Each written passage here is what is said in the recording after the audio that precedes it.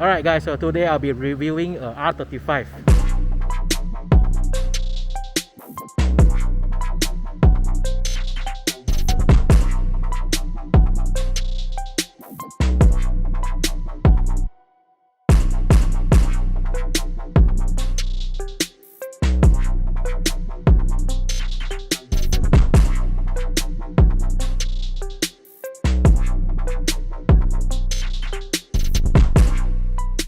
What's up guys, so it is me Victor once again, and today as you can see behind me I got the R35 and here's the owner. Hello. So this is one of the fastest drag R35 in Sepang, if not the fastest or one of the fastest. One of the fastest. So what's your time so far?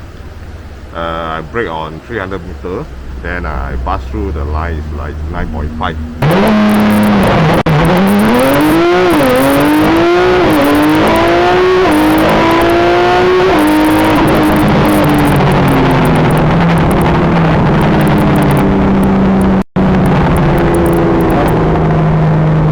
Dekat live stream kita ni Jai, sebenarnya belah kanan kita nanti akan ada time tau, siapa yang terpantas, siapa yang terlaju. So kita akan update timing dekat sini. Oh, Toby Lee 07. Ya, ini pun rakan kita, saudara Toby Lee daripada Gtr Auto. Berapa? 8.572 saat. So guys, you see, you brake at 300 meters, so basically the car just rode the other 100 meters and still did a 9.5. 9.514. Not mistaken. So is it safe to say that if you go full blast for 400 meters, you can do maybe a mid 8 or less than that? Mid 8 or higher a bit. So this is definitely a very fast R35 and it's roughly around 1000 horse. 1001.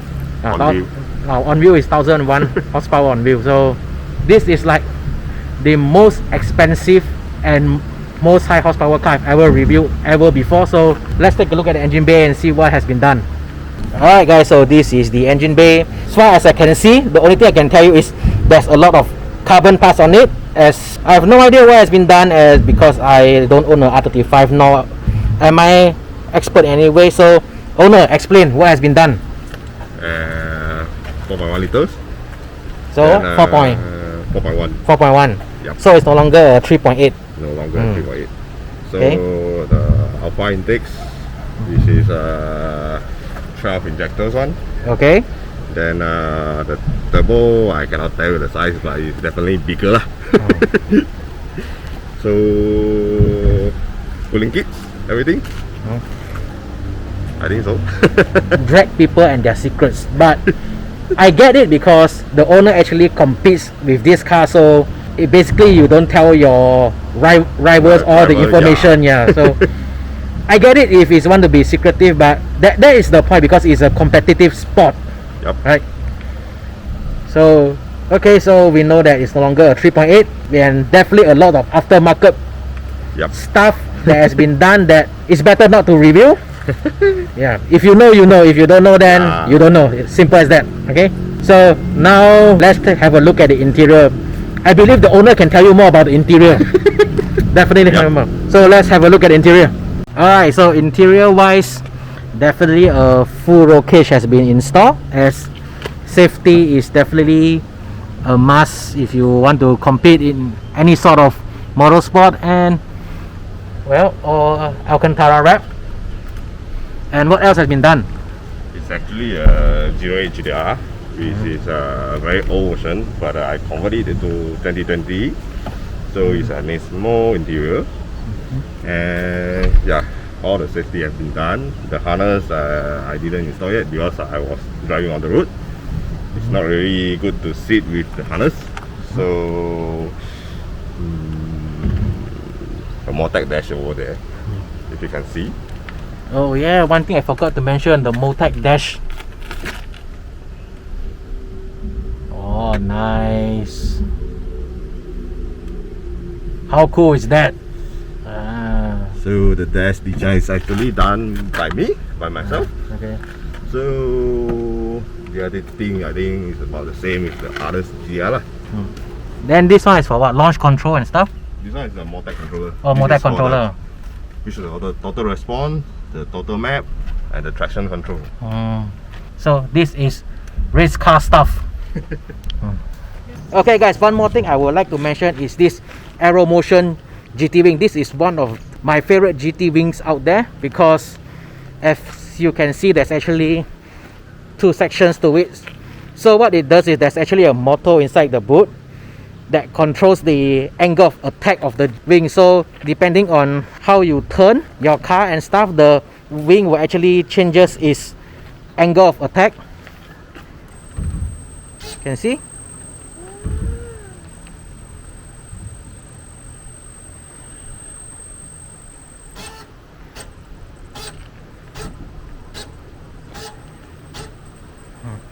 So yeah, as you can see, it actually can change its angle of attack. So this is like one of the most efficient wing you can get out there for your car. And one more fun fact about this R35 is this part is actually all dry carbon. So is the door and the front. So the only parts that are currently there's still not dry carbon is the rear quarter panel and the roof, which is actually on the way. So by the time it's done, the whole exterior of this car will be dry carbon. So other than great horsepower, you also have as much lightening parts as possible. So with great power comes great responsibility.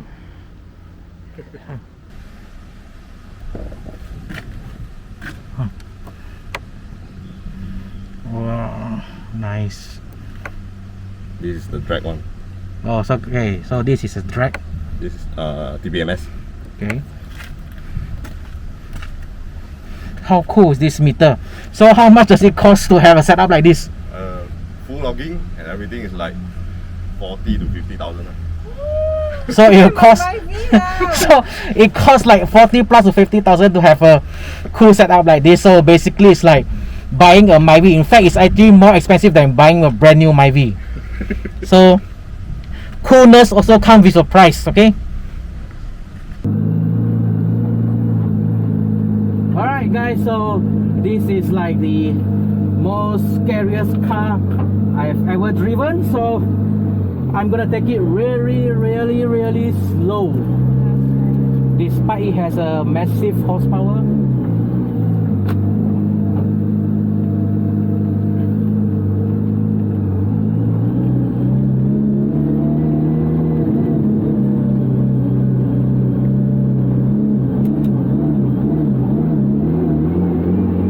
Definitely gonna go very easy on this car because, as the owner said, the gearbox is already due for a rebuild. So the clutch is quite worn out. So I'm not gonna do anything risky because this is a very expensive car.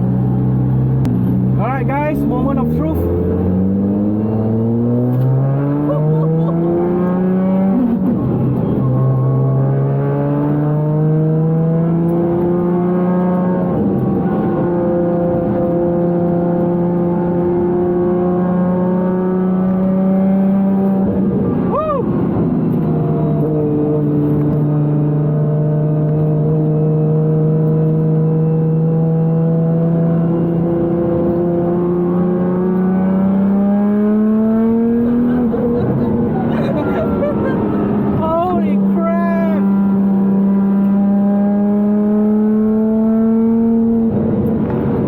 I can never go back to driving my 86 anymore, seriously. No way.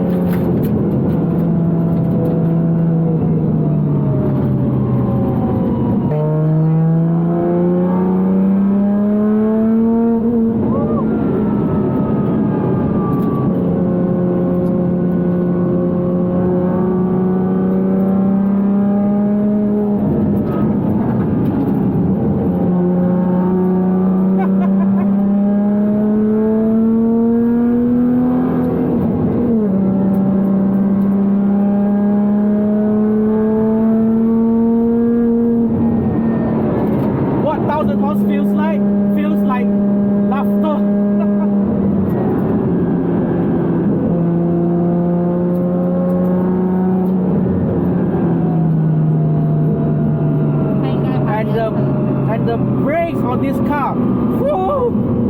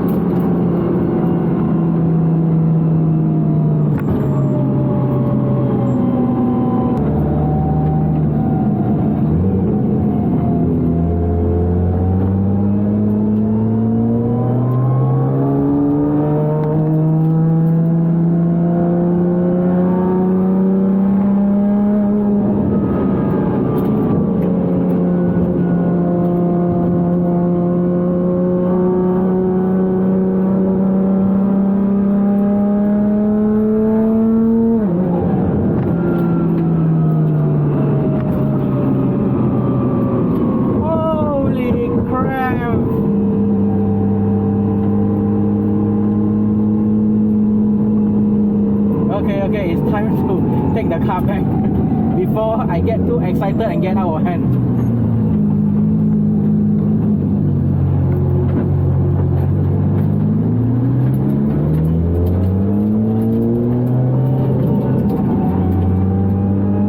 Like I just mentioned just now, right? Despite this car is set up for drag racing, the handling of this car is actually not too bad. It's definitely slightly on the soft side of things, but it handles it. I can literally push the car during corners without feeling edgy or anything. So yeah, it's a very good car. I have no complaint about it. It gives you all the luster you need, all the fun you need, and without any edgy feeling to it. So wow, awesome, just pure awesomeness. I don't care what people say about, oh, it's just fast because of horsepower, blah blah blah blah blah, right? I don't give a damn about all those things, because you know why? At the end of the day, horsepower is fun, right? Alright guys, so I've finally done test driving this beast, and I would say like today is definitely a very happy day, because it's been years since I last drove a 1000 horsepower car, and the last 1000 horsepower car I drove was a drift car, and mainly I was going sideways most of the times, so I did not really feel the G-force that pull. Hello, this is me, Nireji, and Victor, the drifter of the day, and I'm just a passenger because you know it's 1500 horsepower, and I don't know. So yeah.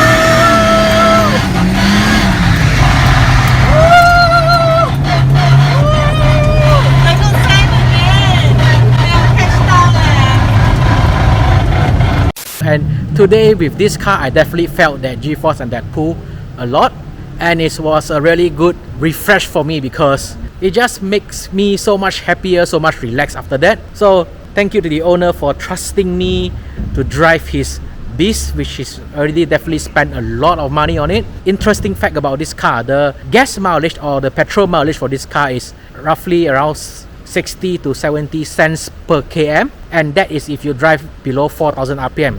If you drive above 4000 rpm, the gas mileage is roughly around, I think, $1.20 or $1.40 or $1.50 per kilometer. So by the way I drove and the distance I drove just now, I think I used like, I don't know, like maybe $30 worth of fuel or maybe more. So yikes. But anyway, I'm really surprised about the handling of this car, because as I mentioned before, this car is built and set up for drag, so I did not expect the car to be able to turn as well as it did just now. So for that fact, I'm really very surprised, and like it really shocked me, because despite I was trying to maintain as much throttle as possible, the car doesn't feel edgy or twitchy at all. The car does have a little bit of oversteer, a little bit of slip angle while I was throttling and turning in, but it's not like those scary kind of oversteer where you have the full counter or you will get edgy. It's just a very mild kind of slip angle where you can just maintain your steering angle as it was, and it's not scary at all. Yeah, it was definitely a very great experience. So once again, I would like to thank the owner for trusting me to drive his beast. And from what I heard from the owner is he's gonna send the car for a gearbox rebuild, and during this rebuild he might change the setup of the gearbox. So I'm definitely very eager to know what the outcome is like once it is all done. So hopefully by then I can review the car one more time and share the experience with you guys. So alright guys, this is all for this episode. Hope you guys enjoyed it, and I'll see you guys next time.